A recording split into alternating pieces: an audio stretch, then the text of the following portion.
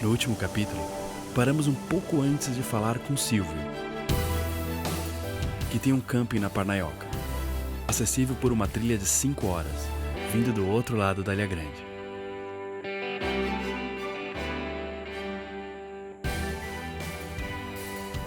Não tenho mais amigos aqui, porque nós só temos 4 moradores no momento aqui. Então, entendeu? Dá para se falar um bom dia e tudo. Pior quando ele está sozinho aqui, que não tem como falar. Então, eu hoje estou com 73 anos. Se eu disser para você, porque eu estou sentindo falta de mulher, eu estou mentindo. Eu costumo dizer que eu vou me casar, mas com uma mulher, uma pretinha, e uma pretinha que coma peixe, só peixe, porque se ela quiser um hambúrguer, não tem. Se ela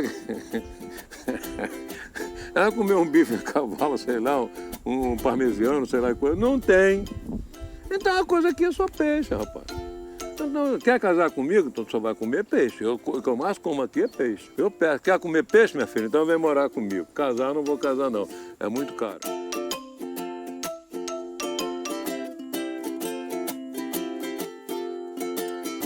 Em 1960, por ocasião que a capital foi para Brasília, isso aqui passou ao presídio do Estado da Guanabara.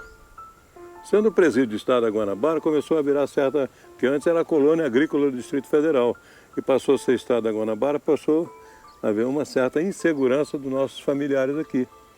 Então as últimas famílias que saíram daqui foi em 65, 67. E eu em 61 levei minha mãe, minha irmã e minha avó daqui. Meus 3 avós já falecidos aqui e meu pai.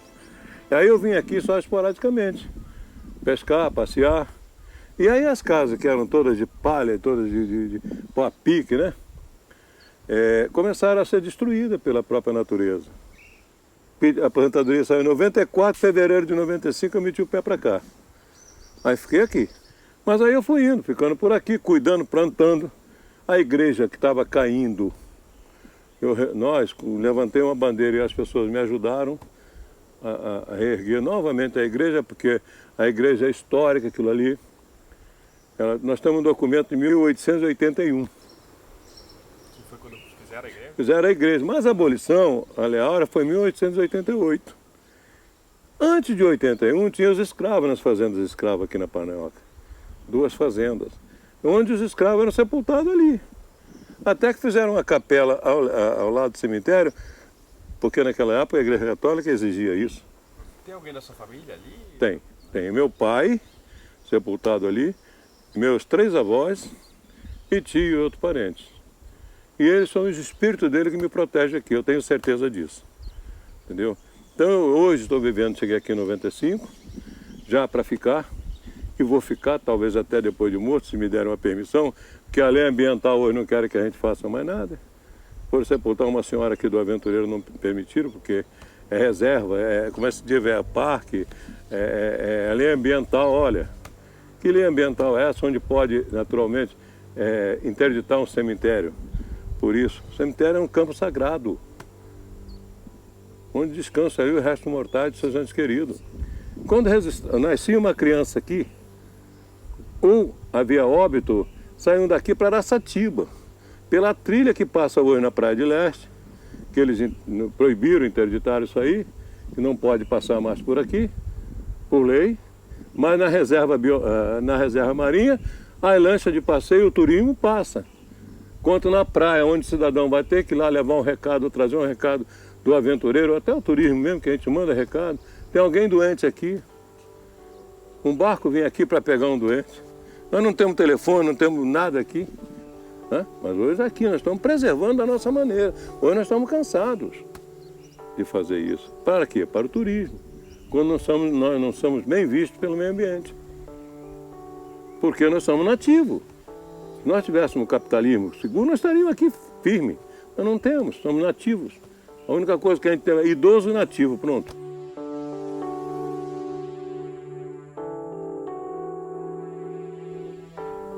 Mas aí eu já aprendi a ser vascaíno aqui. Naqueles anos 48, que o Vasco foi campeão, o time era o expressinho da vitória. Então daí eu comecei a amar mais o Vasco da Gama. O Clube de Regata Vasco da Gama, que para mim é uma grandeza no meu coração. Eu não vou discutir, não vou brigar, não vou matar pelo Vasco. Também não vou morrer pelo Vasco, mas vou viver para o Vasco.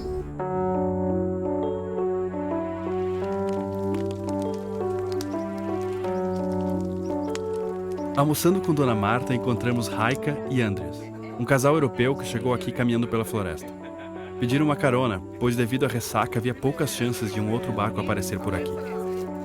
Dividir esse momento e se conectar com essas pessoas tão diferentes foi realmente mágico e me lembra por que comecei a produzir esse programa. Vou sentir saudade de todos eles e certamente voltarei. Embarcar novamente com o equipamento e as bagagens de nossos convidados foi extremamente difícil e cansativo. Na volta, praticamente todos enjoaram devido às ondas de mais de 3 metros.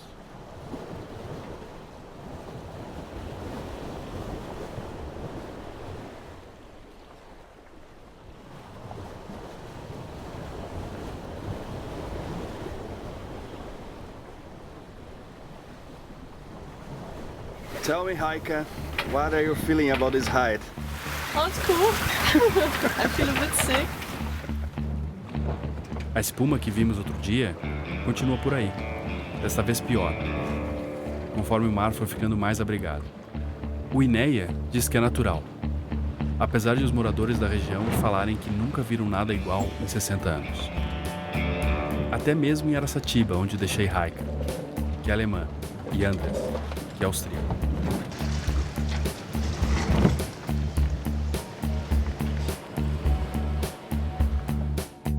Abastecemos o barco de água doce banhados pelas luzes das plataformas de petróleo em construção, no outro lado do canal. O futuro do Brasil. Fico com uma pontinha de preocupação com o futuro dos moradores da Parnaioca, com pouquíssimos recursos para pedir ajuda em uma emergência. Também não há jovens morando lá.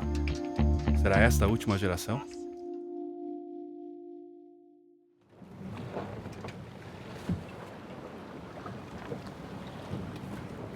É hora de atravessar a Baía dos Petroleiros.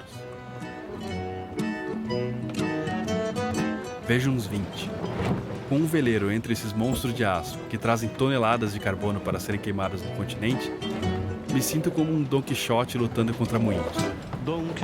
Não vou ser hipócrita.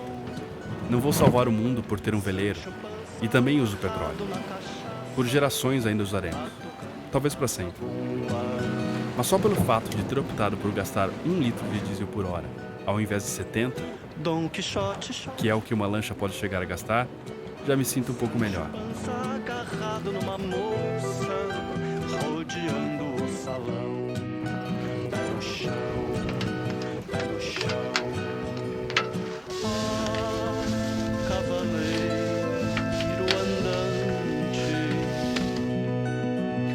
Cervantes morou no sertão, outros moinhos, outros gigantes para lutar. Se você gostou, se inscreva no canal. E se gostou muito mesmo, compartilhe com seus amigos. De guerra para lutar. Eu costumo brincar, só tem mulher aqui que coma peixe, não adianta.